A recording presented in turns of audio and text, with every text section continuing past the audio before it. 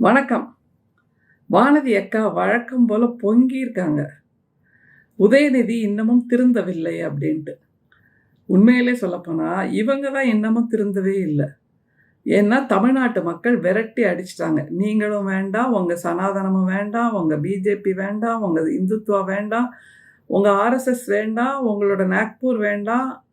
எங்களுக்கு உங்களுடைய பிரிவினைவாதத்தில் பிடித்தமில்லை, நம்பிக்கை இல்லை அப்படிங்கிறத சொல்லாம சொல்லி வாக்கே அளிக்காம எங்கேயோ ஊட்டியில நீலகிரியில ஒரே ஒரு பிஜேபி வேட்பாளரை தேர்ந்தெடுத்து மற்ற எல்லாரையும் மண்ணை கவ்வ வச்சாச்சு. இவ்வளவு நடந்ததுக்கு அப்புறமா உதயநிதி இன்னமும் திருந்தவில்லைன்னு சொன்னா இந்த அம்மாக்கு எவ்வளவு எவ்வளவு என்னெல்லாம் இருக்கணும்னு நீங்களே டேஷ் டேஷ் டேஷ் போட்டு ஃபில்அப் பண்ணிக்கோங்க. அப்படி என்ன சொன்னார் திமுகவின் சட்டமன்றத்தில் இருக்கக்கூடிய எதிர்க்கட்சி தலைவரான உதயநிதி ஸ்டாலின்? அதுதான் இன்னைக்கு மிகப்பெரிய கேள்வி. பிரிவினைவாதத்தை உருவாக்கக்கூடிய சனாதனம் ஒழிக்கப்பட வேண்டும், அவ்வளவுதானங்க அவர் சொன்னது. அதுக்குள்ள என்ன இந்துக்கள் மனம் புண்பட்டுடுச்சு, சனாதனத்தை ஒழிக்கணும்னு சொல்றாரு, இந்து மதத்தை ஒழிக்கணும்னு சொல்றாரு. அவர் அப்படி சொல்லவே இல்லையே. நீங்களே ஏன் மொட்டை தலைக்கும் முழங்காலுக்கும் முடிச்சு போடுறீங்க? சனாதனம் என்பது எதேச்சாதிகாரத்தை குறிக்கக்கூடிய ஒரு வார்த்தை. சனாதனம் என்பது அந்த டாமினேஷனை குறிக்கக்கூடிய ஒரு வார்த்தை. அதையே நீங்க இந்து மதத்தோட சேர்த்து பார்க்குறீங்க. சனாதனம் என்பது எல்லா மதத்திலும் இருக்கலாம். அப்படி எல்லா மதத்திலும் எல்லா இடத்திலும் இருக்கக்கூடிய அந்த எதேச்சாதிகாரத்தை ஒழிக்க வேண்டும். எந்த இடத்திலும் எதேச்சாதிகாரத்துக்கு இடம் இல்லை. எளியவர்களை நசுக்குகின்ற எதேச்சாதிகாரம், பிரிவினைவாதத்தை உருவாக்குகின்ற எதேச்சாதிகாரம், முதுகெலும்பை நொறுக்குகின்ற எதேச்சாதிகாரம், இதற்கு பெயர் தான் சனாதனம். அதையே நீங்க உடனே இந்துக்கள், இந்து சமயம், இந்துக்களின் மனசு புண்பட்டுச்சு அப்படின்னு சனாதனவாதிகள் ஏன் பொங்குறீங்க? அதுதான் எங்களோட ஒரே கேள்வி. நீங்க கொஞ்சம் அமைதியா இருங்க. வேற எந்த மதத்தை சார்ந்தவர்களாவது அல்லது வேறு யாராவது கம்யூனிஸ்டுகள் பொங்கினார்களா, பிசிக பொங்கினார்களா, அதிமுக பொங்கினார்களா, ஐஎம்யூஎல் பொங்கினாங்களா? யாருமே பொங்கலையே. பிஜேபி மட்டும் ஏன் பொங்குதுன்னா உங்களுடைய அடிப்படை வாதமே இந்த சனாதனம் இந்து சமயம், சனாதனம் இந்து சமயம். இந்துக்களுக்கு ஆபத்து வந்துடுச்சு. ஏங்க, இந்துக்கள் தான் பெரும்பான்மையா இருக்காங்க இந்தியாவில். 80% மக்கள். அவங்களுக்கு மைனாரிட்டியா சிறுபான்மையா இருக்கக்கூடியவங்கள்ட்டேருந்து ஆபத்து வந்துருமா? பெரும்பான்மையாக இருக்கக்கூடிய அந்த சனாதன இந்துக்களால் தான் சிறுபான்மையினருக்கு மிகப்பெரிய ஆபத்துகளை தொடர்ந்து வட இந்தியாவில் செய்து கொண்டிருக்கிறார்கள். அதை பற்றியெல்லாம் இந்த அம்மா வாயை திறக்கலை. கிறிஸ்தவ பாதிரியார் வாயை திறந்து அவரோட வாயில சாணி உருண்டையை திணிச்சப்பெல்லாம் இந்த அம்மா வாய் பொத்தி மௌனமாக ஜெய் ஸ்ரீராம் சொல்லிட்டு இருந்தாங்க. அது மாதிரி தலித் மக்கள், அவர்களும் இந்துக்கள் தானே. எளிய தலித் மக்களின் வீடுகளை எல்லாம் சூறையாடிட்டு இருக்காங்க. அதையெல்லாம் பார்த்துக்கிட்டோம் இந்த அம்மா மௌனமா தியானத்தில் அமர்ந்திருந்தாங்க. இப்படியாக எல்லா இடங்களிலும் இந்தியாவில் இருக்கக்கூடிய double engine triple engine Sarkar எல்லா இடங்களிலும் இந்துக்களுக்கு எதிராகவே போராட்டங்களை தொடர்ந்து நடத்தி கொண்டிருக்கிறார்கள் சனாதன இந்துத்துவவாதிகள். அவர்களுடைய அந்த மாதிரியான எதேச்சாதிகாரத்தை, கொட்டத்தை இல்லாமல் ஆக்க வேண்டும் அப்படின்னு தான் சொல்றாரே தவிர உடனே பார்ப்பனர்களின் சனாதனத்தைன்னு எங்கேயாவது சொன்னாரா? இந்து சமயத்தின் சனாதனத்தைன்னு எங்கேயாவது சொன்னாரா? சனாதன பிரிவினைவாதத்தை உருவாக்குகின்ற சனாதனத்தை ஒழிக்க வேண்டும். இதுல என்னங்க தப்பு இருக்க முடியும்? சனாதனம் என்பது எதனுடைய அடையாளம்? அந்த வார்த்தை எதை குறிக்கிறது என்றால் பிரிவினைவாதத்தை குறிக்கிறது, எதேச்சாதிகாரத்தை குறிக்கிறது, ஏற்றத்தாழ்வை குறிக்கிறது.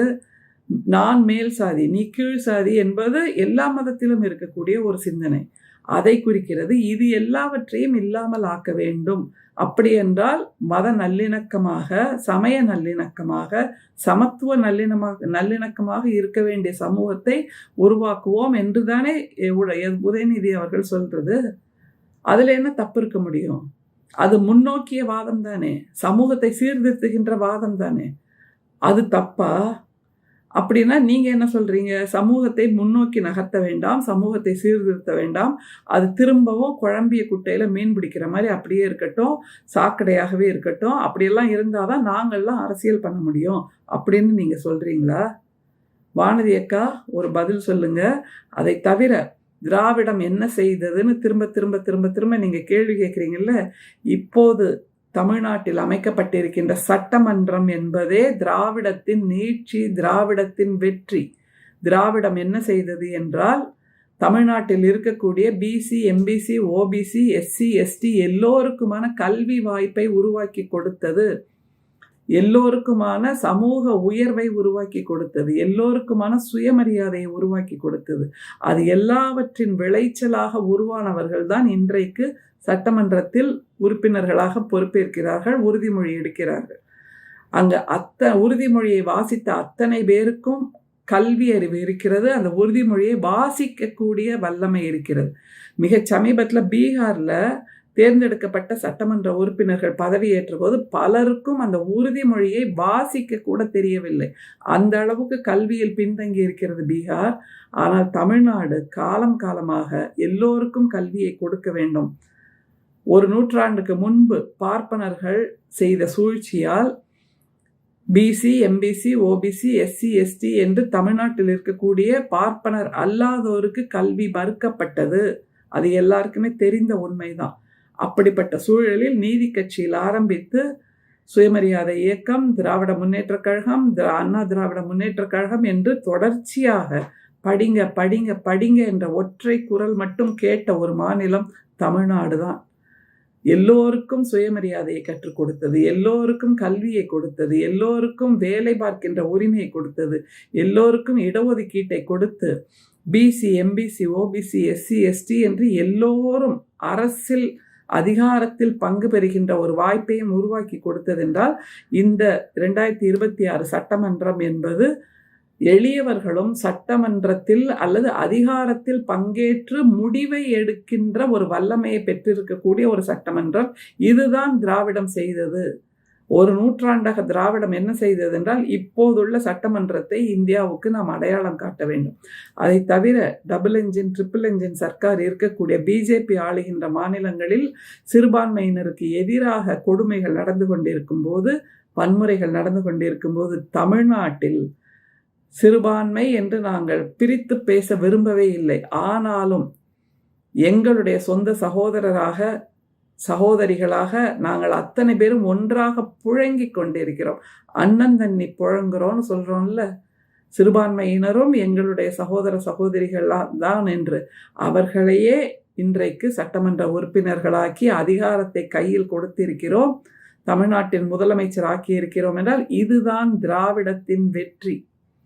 வேற எந்த டபுள் என்ஜின், ட்ரிபிள் என்ஜின் மாநிலத்திலேயாவது நீங்க ஒரு சிறுபான்மையினத்தை சார்ந்தவர்கள் பதவி ஏற்க முடியுமா? சட்டமன்ற உறுப்பினர்களாக, முதல்வராக கேள்வி கேட்டு பாருங்க, தேடி பாருங்க. வானதி அக்கா, நீங்க தலையை குனிஞ்சுக்கணும் அவமானத்துல.